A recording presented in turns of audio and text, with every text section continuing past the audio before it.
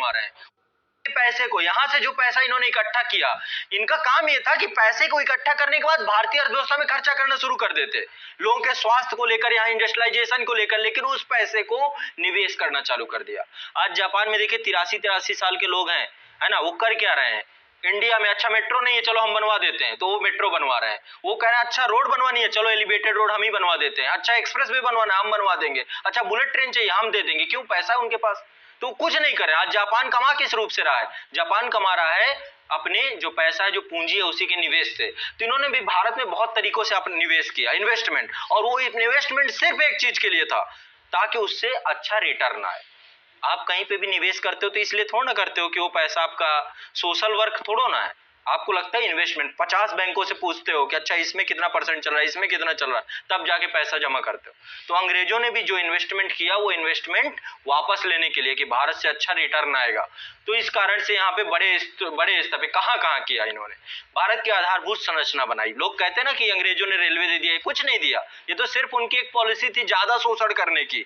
तो यहाँ पे आधारभूत संरचना, रेलवे बना, पोर्ट बनाए उन्होंने, बंदरगाह की, अच्छे बंदरगाह होंगे तो जल्दी जो है सामान आएगा जाएगा, ज्यादा पोर्ट बना देंगे तो ज्यादा जल्दी होगा, ये भी एक पॉलिसी थी उनकी।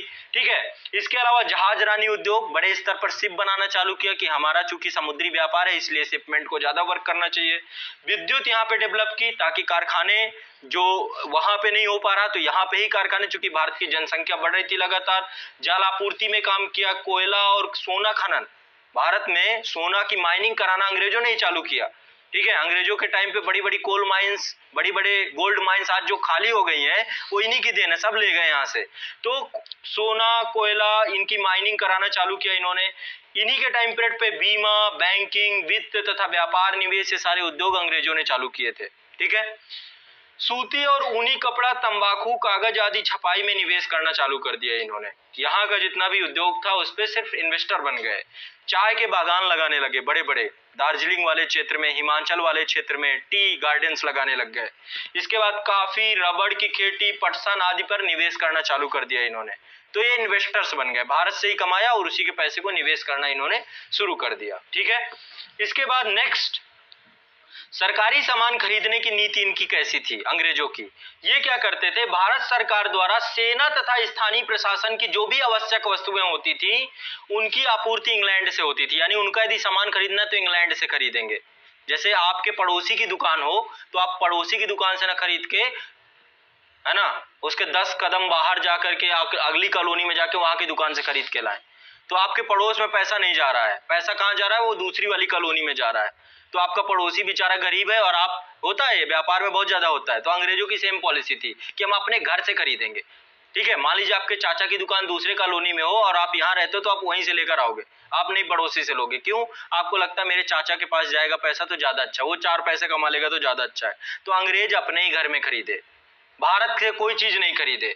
तो इंग्लैंड से इन्होंने आयात किया जितनी भी चीजें थी। अब इसका क्या हुआ, इसका इंपैक्ट क्या निकल गया? पहली चीज, यहाँ का स्थानीय उद्योग पिछड़ गया। जब चीजें, भाई आप खुद सोचिए, यहाँ पे जो अंग्रेजों द्वारा सामान आता था, वो सामान इतना सस्ता होता था कि भारत का बना हुआ सामान उस प्रतिस्पर्धा में नहीं टिक पाता था। ठीक है, इसके लिए इन्होंने बहुत सारी गड़बड़ भी की। एक होता है एक्सचेंज रेट, आप जानते हो, मुद्रा और डॉलर का आप पढ़ते हैं ना कि मुद्रा जो है आज कमजोर है, डॉलर महंगा है। तो मुद्रा, डॉलर यदि मजबूत है तो बेनिफिट है रुपया को, क्योंकि रुपया के कारण, रुपया कमजोर होने के कारण से क्या होगा, हमारा प्रोडक्ट सस्ता है। ब्रिटेन में, इंग्लैंड में, हर जगह पे हमारा प्रोडक्ट सस्ता है। $1 में वो 70 रुपए, जितना भारत में 70 रुपए, जैसे कि चीनी खरीदनी है आपको, ठीक है, तो $1 में वो 2 किलो चीनी खरीद लेंगे। आप 80 रुपए लगाएंगे तब जाकर के आपको 2 किलो चीनी मिलेगी। वो $1 में खरीद रहे हैं, हम 80 में खरीद रहे हैं। समझो एक्सचेंज रेट। तो डॉलर क्या होना चाहिए, हमारा रुपया। उन्होंने क्या किया, रुपया को मजबूत कर दिया और स्टर्लिंग और पाउंड को कमजोर कर दिया। समझ रहे बात को कि नहीं समझ पा रहे? मेरी नहीं समझ पा रहे, मुझे लग रहा है ना। यदि मुद्रा, चाइना क्या करता है, चाइना का आप देखते हो युआन को कम कर देता है, उसकी वैल्यू अपने आप सरकार भी कर सकती है, अवमूल्यन कर देगा मुद्रा का। तो अवमूल्यन करने से क्या होगा कि वो प्रोडक्ट उसका सस्ता हो जाएगा अदर देश में जाकर, अदर कंट्री में जाकर के। अब वो सस्ता कैसे होगा? देखो एक रूल है, मैं एक रूल आपको सिखाता हूं। ये रूल यदि आपके दिमाग में बैठ जाए तो इकोनॉमी का हर कॉन्सेप्ट समझ में आ जाएगा। डिमांड एंड सप्लाई का, जब भी किसी चीज की देखो, आज के टाइम पे क्या है ना, पूरी अर्थव्यवस्था बाजार पे आधारित है। बाजार की दो पावर है, बाजार के पास दो शक्तियां हैं, पहली है डिमांड, दूसरी है सप्लाई। और कोई शक्ति नहीं है बाजार के पास। बाजार में आप देखेंगे किसी चीज की डिमांड ज्यादा है या तो नहीं है, या किसी चीज की सप्लाई ज्यादा है या तो नहीं है। तो ये दो पावर बहुत कुछ निर्धारित करती हैं। अभी मैं आपको सिखाऊंगा, चूंकि पूरी मुद्रास्फीति मुझे इसी पे पढ़ानी है, मैं यही कॉन्सेप्ट लेके आपको सारी प्रॉब्लम आपकी हल कर दूंगा आज, ठीक है, डिमांड एंड सप्लाई की। तो यदि कोई चीज ज्यादा उपलब्ध हो, जैसे कि मैं क्या करूं, मैं 24 घंटे आपको पढ़ाऊं, यानी कि मेरी उपलब्धता ज्यादा हो गई, तो मेरी जो ज्यादा उपलब्धता हो जाएगी तो महत्व तो कम हो जाएगा मेरा कि नहीं होगा, है ना। आपको लगा रहे ऐसे ही है, फ्री रहते हैं, खाली बैठे हैं। मैं सप्ताह में एक दिन आऊं, मैं चाहे घर में फ्री बैठा रहा हूं, लेकिन आप लोगों के पास एक दिन आऊं, तो आपको लगा क्या हुआ, सप्लाई कम हो गई, मेरी सप्लाई कम हो गई, डिमांड ज्यादा है तो मेरे भाव बढ़ गए। ठीक है, समझ रहे हैं बात को कि नहीं समझ रहे हैं। मार्केट में जो चीज ज्यादा होगी, जो भी चीज ज्यादा होगी, एक रीजन है ये, कई और रीजन भी हो सकते हैं भाव बढ़ने के। एक रीजन ये है कि यदि चीज ज्यादा हो गई तो वो उसके क्या हो जाएंगे, भाव बढ़ जाएंगे।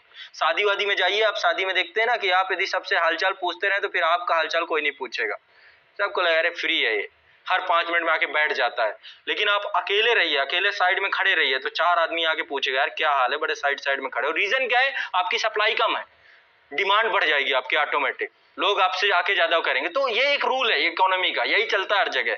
तो यदि युआन है, युआन को ज्यादा प्रोड्यूस कर दिया या ज्यादा छाप दे वहां की गवर्नमेंट या कुछ भी कर दे, तो उसका क्या हो गया, सप्लाई बढ़ गया, तो मूल्य घटेगा कि नहीं। जिस चीज की सप्लाई बढ़ जाए मूल्य घटेगा, एक तरीका है ये भी। और भी तरीके हैं, और भी चीजें हैं। रुपया को ज्यादा छाप दे आरबीआई, तो रुपये का मूल्य क्या रहेगा, कुछ नहीं। एक समय हुआ द्वितीय विश्व युद्ध के बाद जर्मनी ने किया है, जर्मनी ने इतना पैसा वहां के बैंकों ने छाप दिया कि एक ब्रेड खरीदने के लिए एक ट्रॉली पैसा ले जाना पड़ता था। समझो, एक सूटकेस पैसा जाता था तब एक ब्रेड का पैकेट मिलता था। क्यों, क्योंकि उसका मुद्रा का अवमूल्यन इतना हो गया, इतना मुद्रा गिर गई उसकी। तो अभी मैं चीजें समझाऊंगा, बहुत आसान है, कुछ नहीं है, बहुत इजीली आप समझोगे।